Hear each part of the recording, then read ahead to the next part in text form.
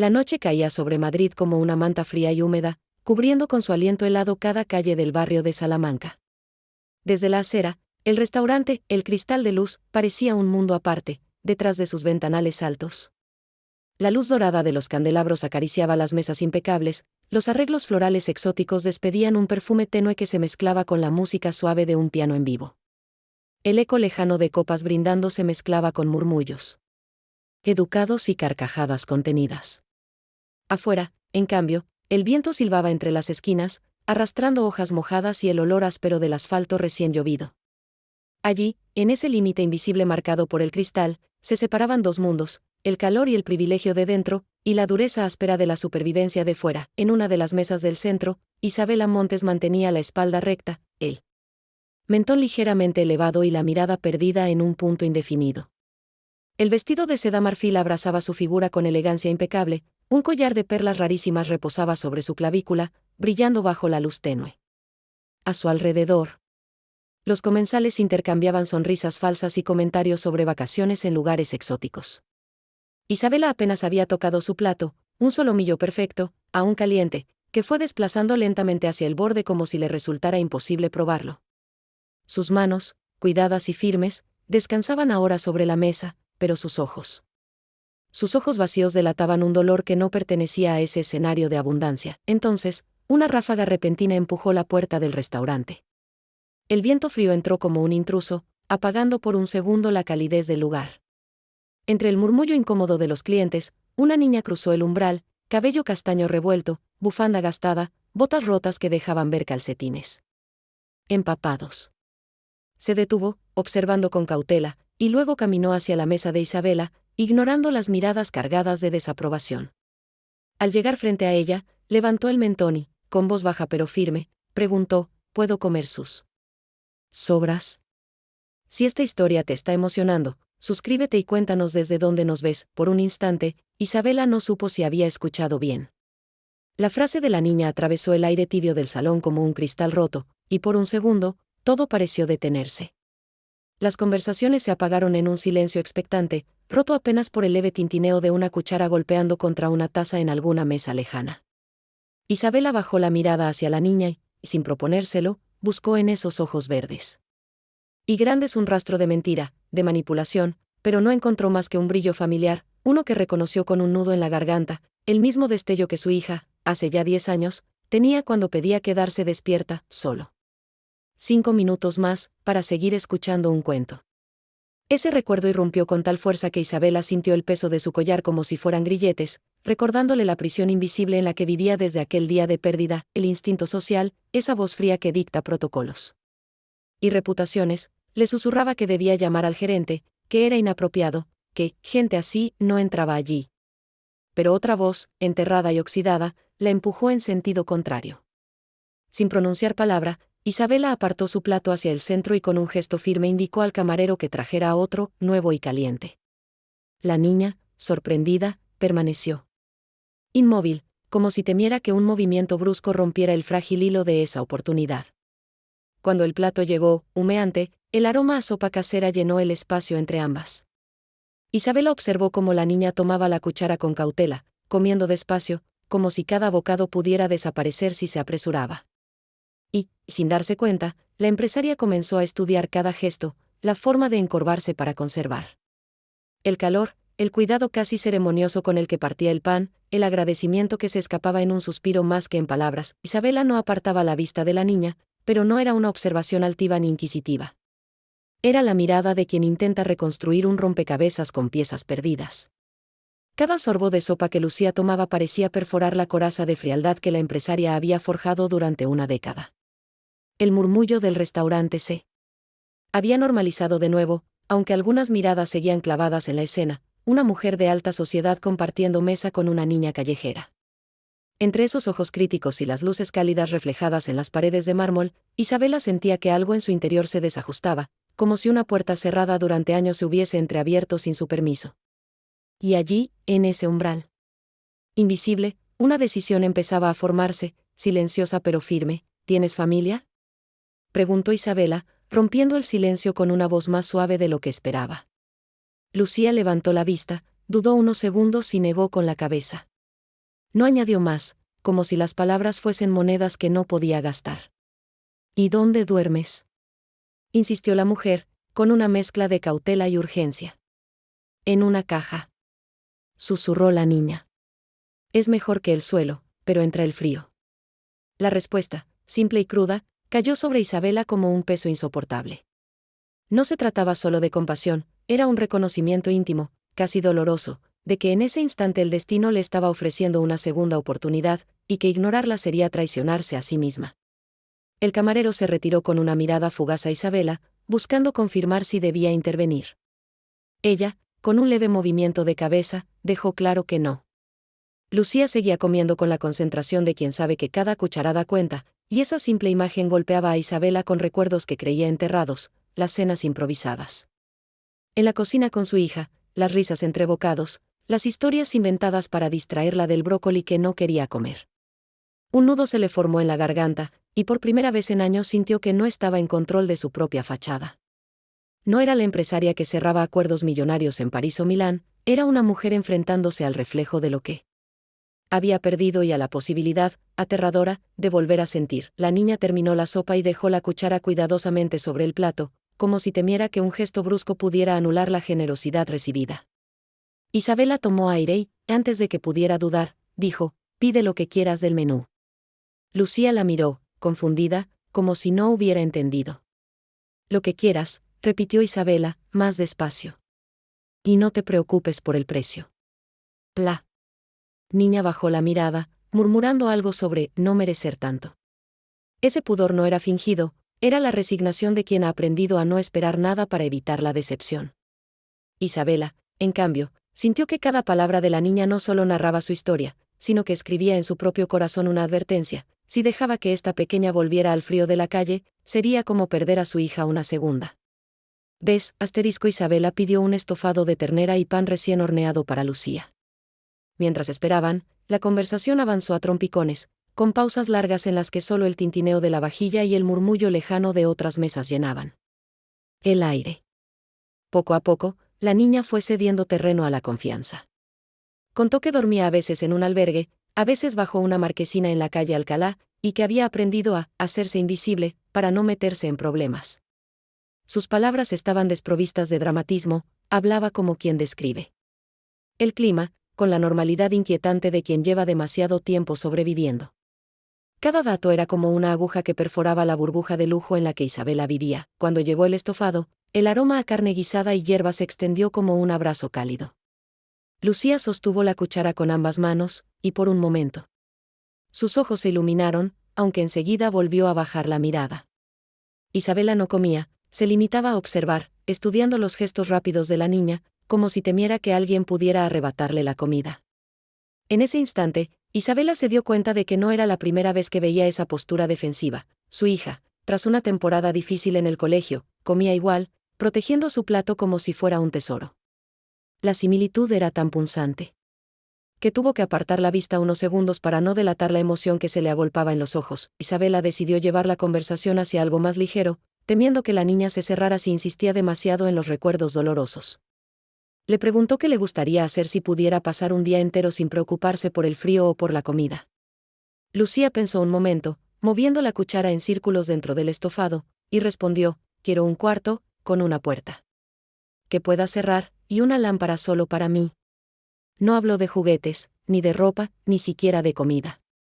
Solo de un espacio propio, algo tan básico para la mayoría, pero que para ella era un lujo casi inconcebible. Aquella respuesta fue como un golpe sordo en el pecho de Isabela. Entendió que la niña no pedía un castillo, solo un rincón seguro en un mundo que parecía empeñado en recordarle que no pertenecía a ningún sitio. El estofado estaba casi terminado cuando Isabela, de forma impulsiva, preguntó: «¿Y si yo pudiera ayudarte a tenerlo?». Lucía levantó la mirada con un destello de incredulidad. No respondió de inmediato, sus labios se movieron apenas, como si estuviera formulando una pregunta que no se atrevía a hacer. Finalmente, murmuró: «Todos dicen eso, y luego desaparecen». Isabela sintió el peso de esas palabras como una acusación personal. No era contra ella, pero era contra todo el mundo adulto que había fallado antes. En ese momento, más que una idea pasajera, en su interior empezó a crecer una decisión: no sería otro rostro que se desvaneciera en la memoria de esa niña. El camarero se acercó para retirar los platos, y Lucía, casi de forma instintiva, intentó dejar algo de comida en el suyo, como si temiera ser reprendida por haber comido demasiado. Isabela notó el gesto y le sonrió, inclinándose hacia adelante para decir en voz baja: aquí no tienes que guardar nada para después.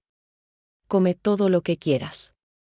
La niña dudó un segundo y, al ver la sinceridad en sus ojos, terminó lo que quedaba con un alivio que se reflejó en su postura, los hombros bajaron, la respiración se volvió más tranquila. Esa mínima transformación, casi imperceptible para cualquiera más, fue para Isabela una señal de que, poco a poco, la muralla de desconfianza empezaba a resquebrajarse. Cuando el camarero se retiró, Isabela pidió 2 tazas de chocolate caliente. Mientras esperaban, se recostó ligeramente en la silla, midiendo sus palabras. Lucía, ¿te gustaría quedarte conmigo esta noche? Solo, para no pasar frío. La niña la miró fijamente, evaluando cada gesto, como si intentara descubrir la trampa escondida. Luego, encogió los hombros y dijo: solo por una noche. Isabela asintió, sin intentar presionarla más. Sabía que el camino hacia la confianza sería largo y que una promesa apresurada podía asustarla. Pero también comprendió que ese pequeño, sí, era una grieta por donde podía entrar la luz que ambas necesitaban, el chocolate caliente. Llegó humeante, desprendiendo un aroma dulce que contrastaba con el frío que aún se filtraba por la puerta cada vez que alguien entraba o salía. Lucía lo sostuvo con ambas manos, como si aquel calor pudiera impregnarle los huesos. Bebió un sorbo pequeño, y una sombra de sonrisa se dibujó en sus labios. No era una alegría abierta, sino una tímida concesión al placer. Isabela la observaba, consciente de que esas pequeñas reacciones eran tesoros, pruebas vivas de que aún quedaba esperanza bajo las capas de desconfianza. En la calle, la lluvia fina repiqueteaba contra el asfalto, y esa música lejana acompañaba la escena como un compás suave que pedía no ser interrumpido. Cuando terminaron, Isabela se levantó y ayudó a Lucía a colocarse bien el abrigo, que le quedaba grande y deslucido. Al salir, el aire helado las envolvió de golpe, arrancándoles un suspiro sincronizado. Caminaron en silencio por las calles iluminadas por luces navideñas, que parecían ajenas a la realidad de la niña. Isabela notó cómo Lucía mantenía cierta distancia física, como si no quisiera acostumbrarse demasiado a la cercanía. A medida que avanzaban, las vitrinas de las tiendas exhibían vestidos y joyas que, para Isabela, habían sido siempre parte de su mundo, y que ahora, bajo la mirada silenciosa de Lucía, parecían vacíos, absurdos, irrelevantes. Por primera vez en años, se dio cuenta de que su verdadera riqueza podía estar caminando justo a su lado, envuelta en un abrigo ajeno y botas desgastadas. Llegaron al edificio de Isabela, una construcción señorial de fachada impecable y portón de hierro forjado. El portero, acostumbrado a ver entrar solo figuras elegantes y conocidas, arqueó una ceja al notar a la niña junto a ella. Isabela no se detuvo a explicar nada, simplemente le dedicó una mirada firme que cerró cualquier posible pregunta.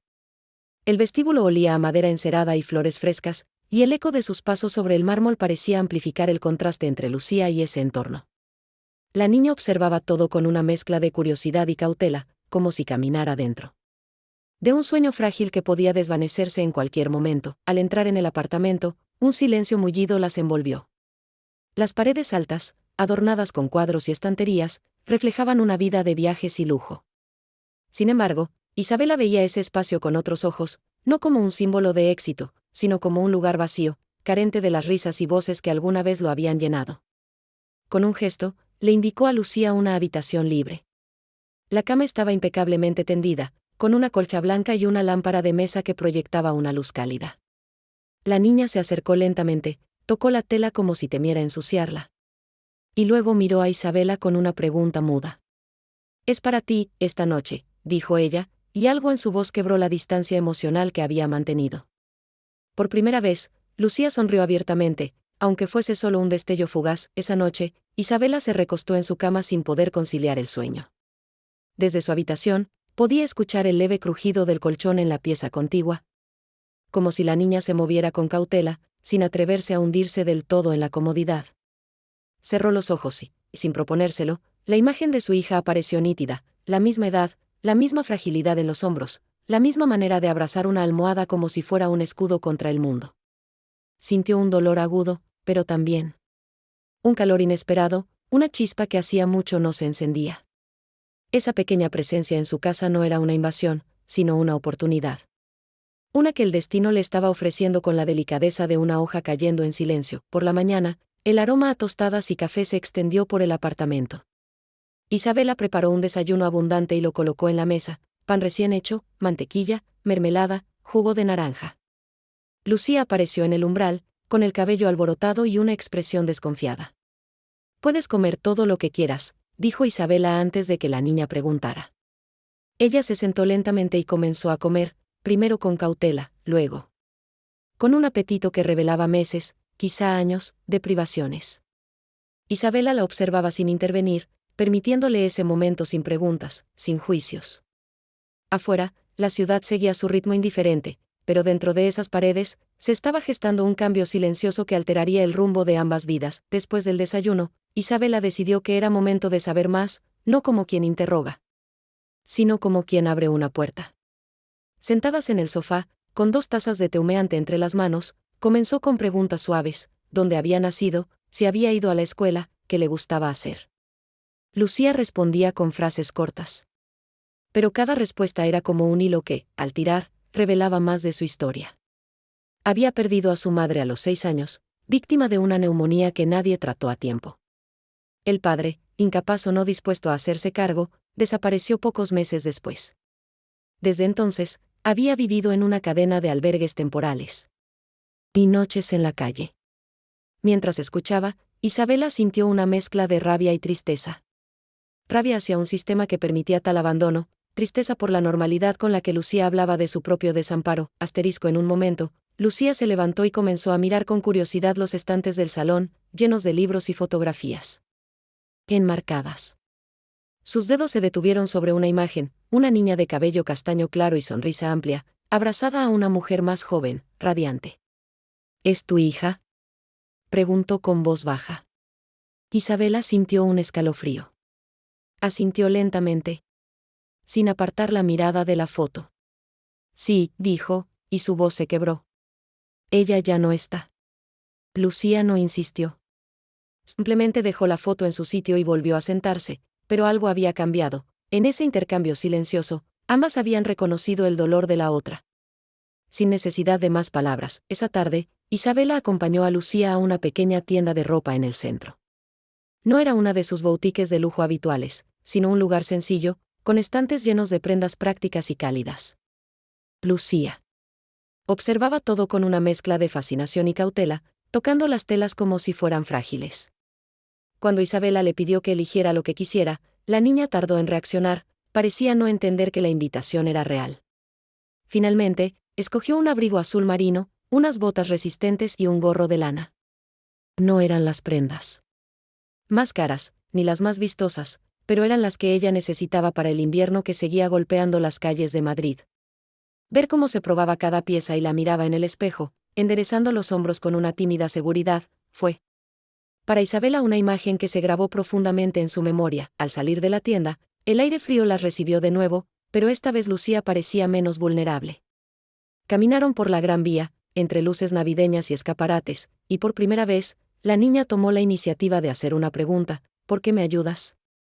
Isabela se detuvo un instante, mirando las luces reflejadas en el suelo húmedo. «Porque alguien, hace mucho, me enseñó que cuando puedes cambiar el día de una persona, aunque sea un solo día, tienes que hacerlo», respondió con sinceridad. Lucía no contestó, pero la forma en que sus pasos se sincronizaron con los de Isabela fue más elocuente que cualquier palabra. En los días siguientes, Isabela comenzó a integrar pequeños gestos para que Lucía sintiera que ese espacio podía ser suyo. Le dejó una lámpara en la mesita de noche, como la que la niña había mencionado en el restaurante, y colocó una caja vacía para que guardara las pocas pertenencias que traía consigo.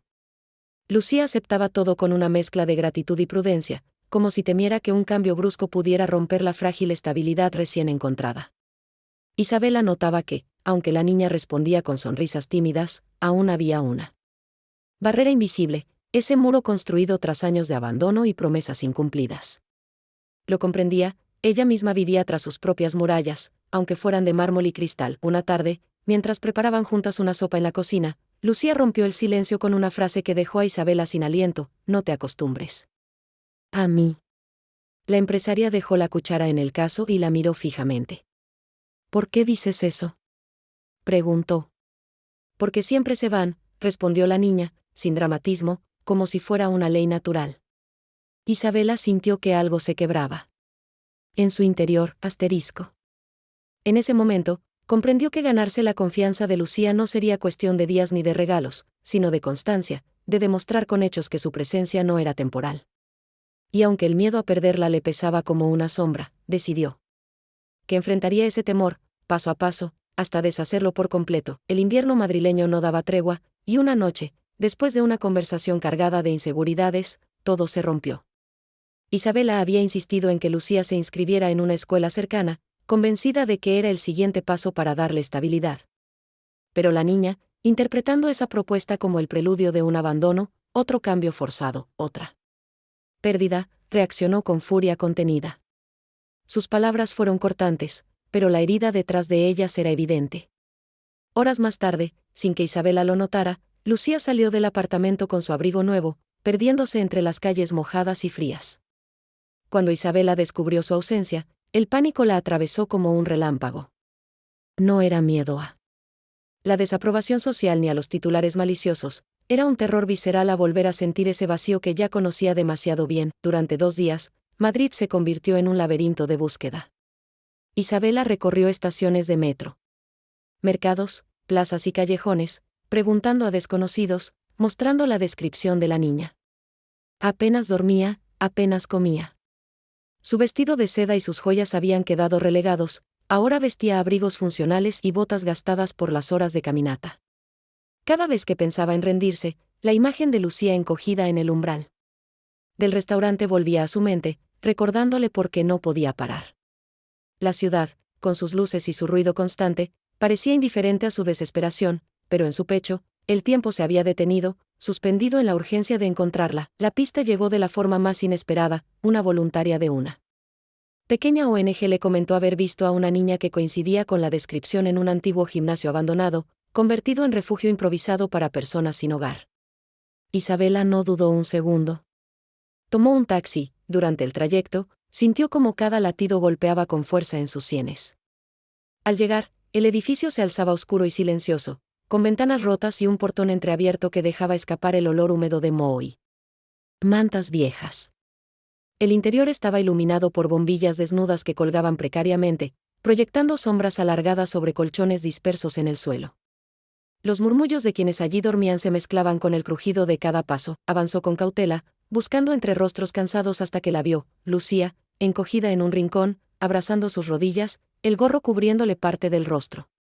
La luz fría acentuaba las ojeras y la palidez de su piel. Isabela sintió un nudo en la garganta, pero no se detuvo.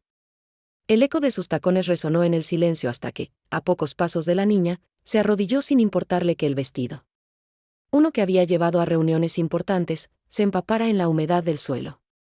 Tomó las manos heladas de Lucía entre las suyas y, con voz trémula, confesó: «Tengo miedo, miedo de quererte y perderte.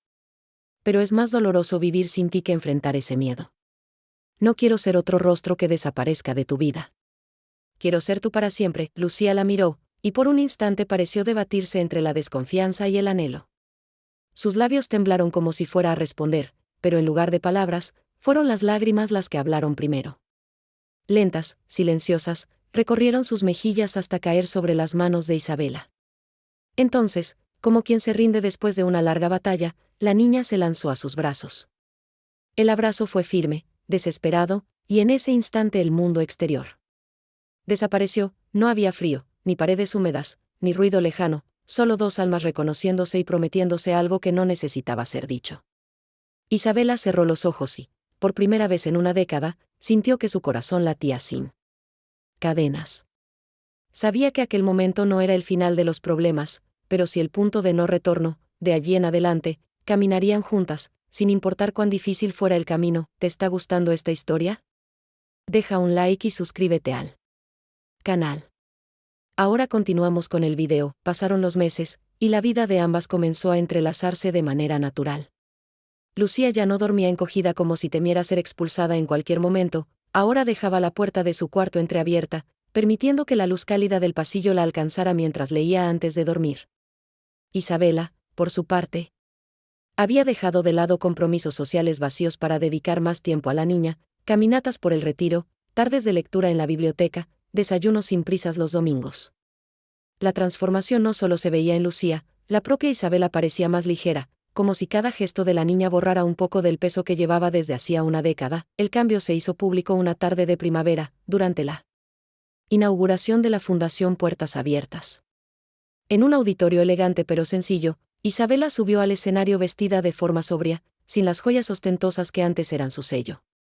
A su lado, Lucía sostenía su mano con fuerza. La empresaria habló con voz firme pero emocionada, contando cómo un encuentro fortuito en un restaurante había transformado su vida. Presentó a Lucía como «mi hija», y explicó que el propósito de la fundación era claro, que ninguna niña o niño durmiera en la calle.